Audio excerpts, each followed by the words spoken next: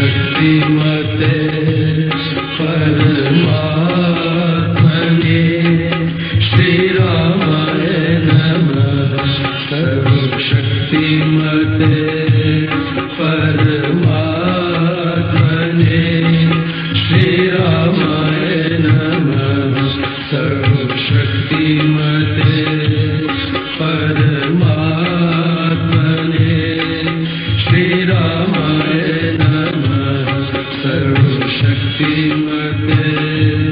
परमात्मने श्री रामाय नमः। सर्वशक्तिमते परमात्मने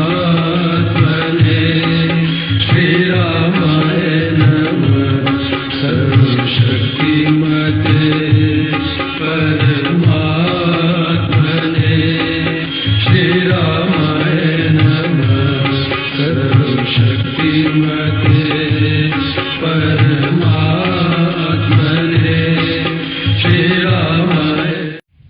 तो उस प्रवृत्ति नगरी में शांति कैसे हो सकती है? हनुमान जी महाराज मां शांति को ढूंढ लेते हैं। सारी चर्चा आपने पढ़ी, बहुत कुछ देखा है। आगे की चर्चा तो करेंगे रात को। इस वक्त हनुमान जी महाराज को भूख लग गई है। स्वामी जी महाराज ने इसका नहीं लिखा, रामचरितमानस में इसका बड़ा अच्छा वर्णन आता है। हनुमान जी महाराज को भूख लग गई है। मां से पूछते हैं, मुझे भूख लगी है, आप कहो तो मैं खा लूं। मां सीता पूछती है, वत्स क्या सचमुच भूख लगी है? और प्रवृत्ति नगरी में तू तो वैरागी है, संतुष्ट है, ये भूख कैसी? हनुमान जी महाराज बड़ा सुंदर उत्तर देते हैं, जैसे एक बालक को देना चाहिए मां को उत्तर। कहता है, मां इससे पहले तो भूख नहीं थी, पर जैसे ही तूने मुझे वत्स कहा है भूख लग गई। आप देखो ना, पुत्र रात को 10, 11 बजे, 12 बजे किसी होटल में खाना खा के आता है। मां बेचारी प्रतीक्षा कर रही है। घर घर की बात है ये, आजकल की सोसाइटी की बात। मां बेचारी प्रतीक्षा कर रही है। 12 बजे का समय हो गया है। लड़के को भी पता है मेरी भूल है, मैं खाना खा के आया हुआ हूं। मैंने मां को सूचना भी नहीं दी, मेरी मां प्रतीक्षा कर रही है मेरी। जरा आहट होती है तो द्वार के पास पहुंचती है, घंटी किसी की बजती है, मां को सुनाई देती है हमारे घर की घंटी बज रही है, पुत्र आ गया होगा। लेकिन पुत्र अभी आया नहीं है। तो पुत्र क्या चालाकी खेलता है, आते ही जैसे घंटी बजाता है तो द्वार पर ही चिल्लाना शुरू करता है, मां जल्दी कर, मुझे बहुत भूख लगी है। मां बेचारी अपनी रुष्टता, अपनी नाराजगी को भूल जाती है। मेरे पुत्र को भूख लगी हुई है। हनुमान जी महाराज भी इस तथ्य को संभव क्या जानते थे, इस बात को वह भी जानते थे। मां का वात्सल्य पाने के लिए, मां का प्रेम पाने के लिए, मां की ममता और ग्रहण करने के लिए, और प्यार पाने के लिए, और दुलार पाने के लिए हनुमान जी महाराज कहते हैं, मां पहले भूख नहीं लगी थी, जब से आपने वत्स कहा है, बेटा कहा है, तो भूख लग गई। यहां पर बहुत सुंदर बात कहती है मां। पुत्र प्रवृत्ति नगरी है, राक्षस लोग हैं यहां पर। राक्षस अर्थात दुर्गुण, वानर अर्थात सद्गुण, ये तुझे झपट लेंगे। मां आप इनकी चिंता न करो, इनसे मैं निपट लूंगा। मानो कोई दुर्गुण मेरे ऊपर कोई प्रभावी नहीं हो सकता, मानो ये दुर्गुणों का मेरे ऊपर कोई असर नहीं होने वाला। हनुमान जी महाराज कैसे साधक हैं, कैसे पक्के हैं भीतर से, कैसा उनका वैराग्य है।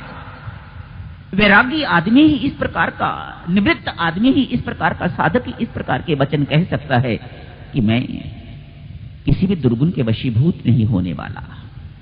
हमें तो मौका मिलता है और पतन को प्राप्त हो जाते हैं। हनुमान जी महाराज ऐसे नहीं है।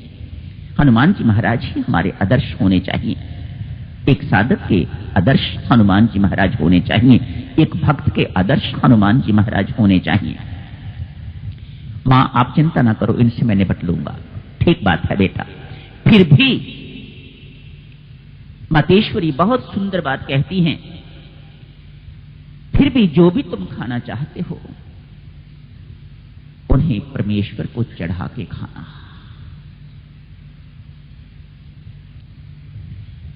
प्रसाद बना के खाना। भक्ति की शोभा भी भक्तजनों इसी में ही है। इसलिए भक्त भोजन का भोग नहीं लगाता, वह प्रसाद का सेवन करता है। अन्न पते, ये अन्न है तेरा दान महान, मैं परमात्मा तेरा दिया हुआ दान खा रहा हूं। स्वामी जी महाराज ने कितने सुंदर शब्द लिखे हैं। मानो जो आप मुझे दे रहे हैं और जो आपके हाथ से, जो आपके घर से आता है, उसे प्रसाद कहा जाता है। हनुमान जी महाराज पकड़े जा रहे हैं। पकड़े गए,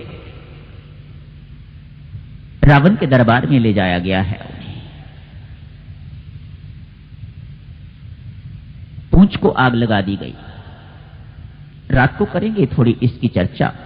ये योजना किसकी है, क्यों आग लगाई गई, क्या हुआ, रात को करेंगे चर्चा। इस वक्त किसी ने प्रश्न कर दिया, हनुमान, जो कोई किसी के घर को आग लगाता है, किसी व्यक्ति को जला देता है, अन्न को जला देता है, खेत को जला देता है, उस व्यक्ति को आतताई कहा जाता है। आतताई अर्थात अक्षमनीय अपराध करने वाला, अक्षमनीय पाप करने वाला।